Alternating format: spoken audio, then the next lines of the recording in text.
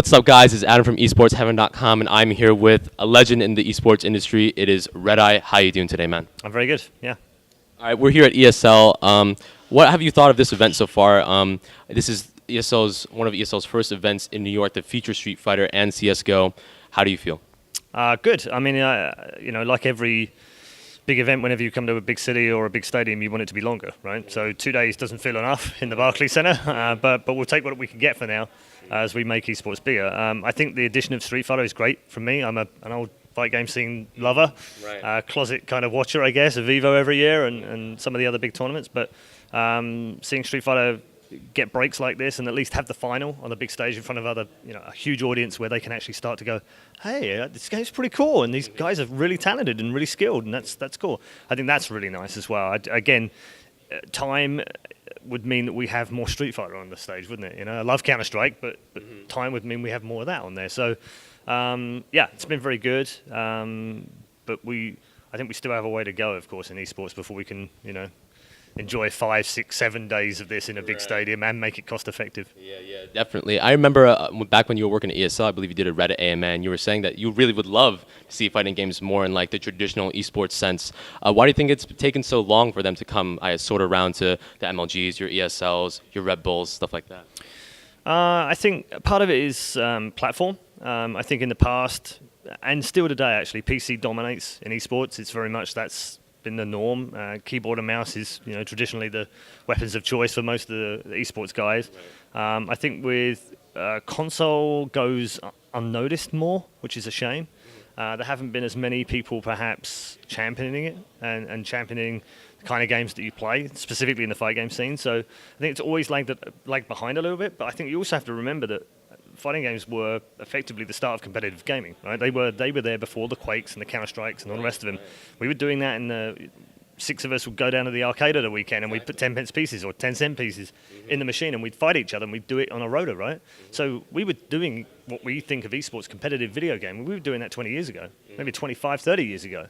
But I think there's been a bit of resistance to esports as well in the FGC. So it's a bit like a love-hate relationship. They want more things like the Barclays Center, more stage time and everything else, but they don't want to be esports. So I think at some point it has to come together in some way. It doesn't have to be esports as the way we view it now, but it has to become more professional in some way without losing the brilliance and the fun and the energy that we have in the scene. That then attracts business and money and advertising and sponsorship. So it has taken a bit longer. I don't think it's difficult for a casual person, though, to tune in to Street Fighter or Soul Calibur or Dead or Alive or Tekken or whatever and actually go, oh, I get it. That's pretty easy. It's 2 characters fighting each other and one's winning. I can understand that at a very basic level. I don't have to know about juggles or combos or anything else. I get it. It's great, right? So it's a very easy entry if only we did more of it. So I think I'm hopeful that we do more. I'm very hopeful as well, but I mean, the future of esports is always very blurry. But do you think that, especially now with exposure like this, that Street Fighter might rise to the levels of a CS:GO or a League or a Dota, and perhaps even surpass them? Do you think it has that potential to be number one? I think it's difficult to say that, honestly. I think it can be much bigger than it is. I think it needs publisher support as well, which we've started to see now, more of that. Nintendo, for instance, historically have been very poor with regards to any competition of any kind, have started to open up on that and started to do more work. So I'm hopeful that publishers get more involved in it and see the benefits of it that it brings to their franchise and to their game and to their scene, and that they can actually benefit from that monetarily. So it still has a way to go, but it can definitely get much bigger. I don't know about number one though. Now, right now we have a lot. Right, yeah. Okay. So we've noticed recently, within the past week, past 2, but in the last year or so, there's been a lot of mainstream attention from traditional sports, mainly the NBA, people like Rick Fox, Shaq, you name it, and we've even seen Team Liquid kind of merge with another organization that's really well known. And I feel like for a long time, people have really feared, the mainstream coming in and destroying, the heart and soul of esports. How do you feel about this new influence coming in? Do you think it's the apocalypse, as some people make it out to be? No, absolutely not. It's not the apocalypse. I think it's natural for us as a set of hardcore video game commentators, experts, fans, of esports that have been involved in it a long time to kind of enjoy the fact that it is semi-professional in many ways, professional in many, but not always, and that we kind of own it. Collectively, we feel very responsible for it.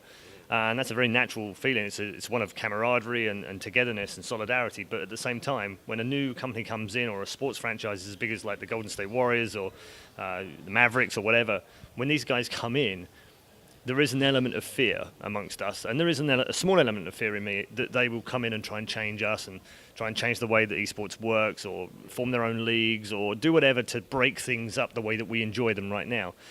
But I don't necessarily agree with that. I think the sentiment is there, and for sure it's a fear, it's a small fear for me, but we also have to embrace these guys, and we have to teach them and educate them as well. They will come into this world looking at numbers, looking at demographics, looking at money, and thinking, hey, this is a good business venture, right? They're businessmen. They have to look at it like that. But they're also sports franchise owners. They understand the elements of entertainment as well as sport, and they can see that that's what we've got or we're beginning to make. So actually, I think they can help take some of these teams to a completely new level, not just in terms of financial strength, but advertising, marketing, sponsorship, player advice, player treatment, houses. They can do so much more. And as they do more, the other teams will need to step up. So they will need to find partners like this as well, which in the end can only help esports as a whole, right? It can only help elevate everything up to a whole new level. And don't forget, these guys have been doing sports for hundreds of years, or at least 60, 70 years, right? They understand the pitfalls, and some of the things that we're starting to make mistakes in, they've already done. They've made those mistakes, recovered from them. They can teach us those things. So I think they have an awful lot to give and an awful lot to teach us, but I think it's also reciprocal. We have a lot to teach them about our world and what we find important. And I don't think we should be so scared about the change. I think we should embrace what they have to bring us, but as I said, educate them and be cautious about it. One thing about you, you've been in many different scenes, but you've also worked for some companies like ESL, Gfinity, but it seems like you've been really more focusing on your freelance work as of late. Did you not want to get away from like the whole behind the scenes, really setting up things? What's the mindset behind that? It's twofold, really. I left ESL with an opportunity to go and work back in the UK for a mixture of personal and business reasons. It didn't quite work out with Gfinity, but not really their fault. It was more that I spent 6 months in the background working in the head of broadcasting role and helping them grow their broadcasting. I think we did a great job of improving it very quickly. But then I went back to the international. You can't really turn Valve down when they ask you to come and host the international. And I got the bug back in it, and it was something I really loved doing, is hosting shows, doing desks, commentary still, occasionally, not as much as I used to, but still sometimes. Being out on the stage in New York in front of a crowd and being able to play with them and entertain them and enthuse them about what's about to come up. And I really missed it, and it sort of TI reminded me of that a little bit, and so that's a bit unfortunate. But I also enjoy producing, I also enjoy directing, writing shows, working creatively with companies within esports and some that are coming in. So the role that I'm doing now is with my own company. It's a consultancy-based company. I have three other business partners right now, and we are consulting with companies that want to come into esports or that want to invest in it, and giving them advice on how to avoid some of the pitfalls that we made over the years. And so I'm really enjoying that alongside the talent side of the role and hosting and everything else. So until the day that companies stop wanting me to come and host their events, I'm going to carry on doing that. And that might be next year, it might be 5 years, it might be 30 years from now, who knows, right? But as long as I can keep doing it, I'll keep doing it. So for you, obviously you do all these games. From what your answer, it kind of sounds like it's not really about the games at all anymore. It's to you, is it really just about the crowd and the feel of these esports events? What brings you back to hosting and commentary and being on the analyst desk? No, it absolutely is the games.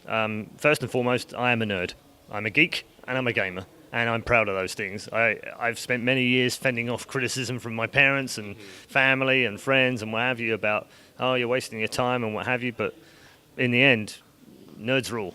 You know, we're the kings now. So I'm actually quite proud of the fact that I've stuck at it, and a lot of other people have too. But it's always been about the games first and foremost. And I enjoy watching Counter-Strike, playing Counter-Strike, Overwatch, Dota 2, StarCraft, Unreal Tournament, Quake, playing all the old games. I still play Football Manager now and again on my laptop on the plane.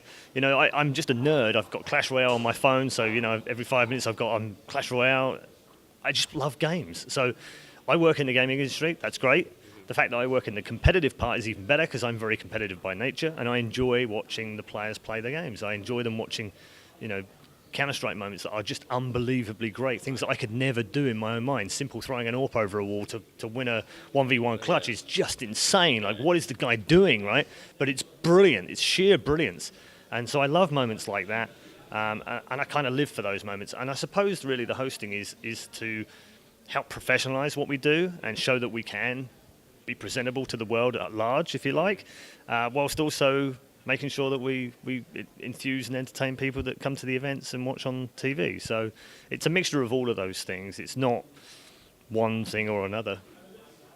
Very, very well said. I do think that you do a fantastic job, and the games themselves are always so interesting. But you did mention that you haven't been doing commentary as much. Was that a conscious decision on your part? I know you said you miss it, or did you say like there's enough talent in the space so that I should focus on hosting?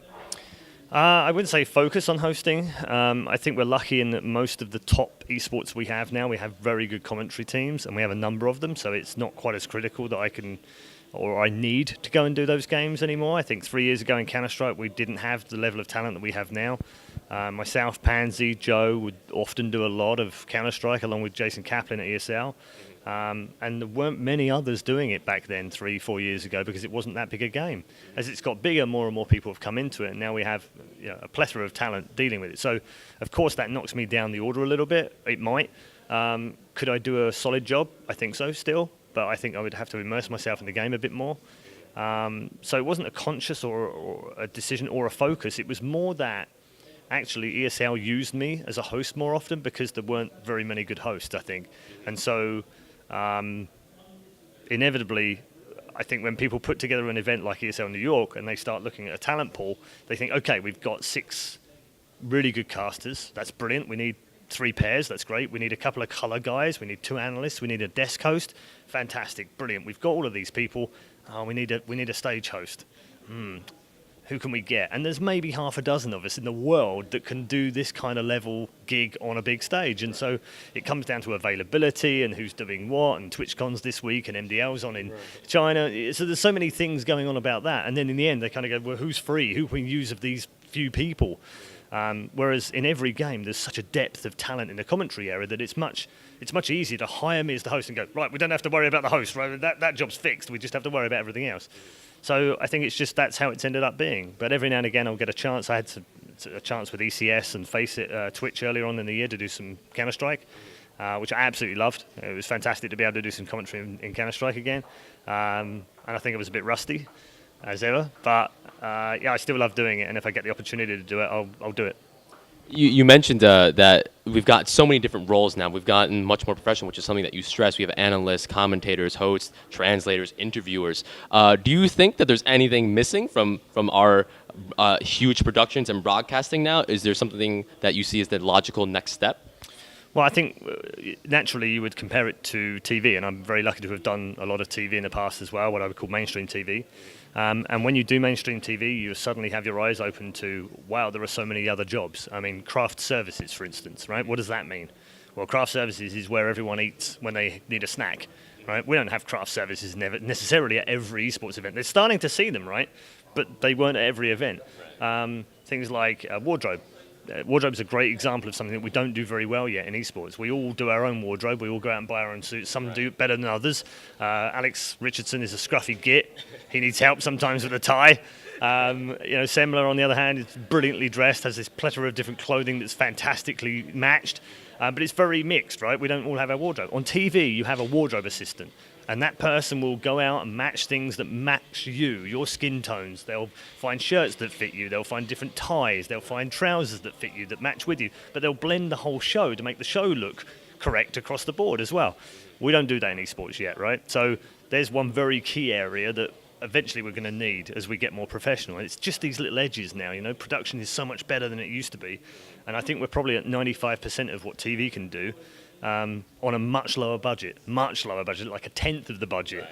So we're actually brilliantly efficient at what we do, but we now need to start thinking about how do we ramp it up, how do we make it better, and that changing the wardrobe probably adds 0.5% of quality to the whole show, and then you have to ask, is that worth it? Probably not right now for efficiency, right? But eventually it will be. So there's lots of those jobs, and they're coming. Assistants, talent managers, they've started using talent managers a lot now in esports. We never had a talent manager 12 months ago on any show. Now we do. Someone that's a chaperone, someone that can look after us, make sure we get to the venue on time, arrange shuttles, get us back to the hotel, make sure we've got keys for our hotel rooms, make sure we've got credentials, badges, and we get through different areas quickly when we get in. And that's a massive headache at some events. And when we have a talent manager, it's so much nicer. It's so much easier for us. And we get in and we're much happier. And really what you want from talent on screen is you want them to be happy. You want them to be able to go and do their job properly. And sometimes with the stresses and strains of working on a big event, you don't always feel 100% when you go out on the stage. And I wouldn't say it affects a performance because I think everyone's professional, but it could and it shouldn't. So, ReDeYe, you're very much a world warrior, to make a Street Fighter reference. You traveled the world. You're on the road, I would assume, most of the year, especially now that you're doing more freelance stuff. There's got to be some times you just get tired and you're like, man, maybe I should skip an event, or maybe I shouldn't do this anymore. What keeps you going? I know you mentioned some of the hosting and the benefits of that and how much you love the games, but is there more to it? Like, what keeps you going when you feel like you should kind of quit? I think it's the humbling stuff.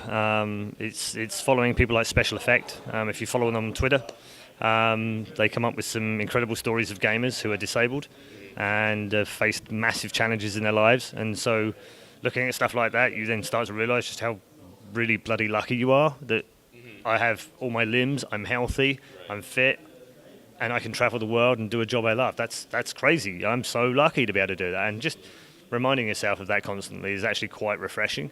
But like any job, you do get burnt out. You get a danger of burning out. At the end of last year, I was massively burnt out, and I didn't really understand that I was. It took someone else to tell me that I was.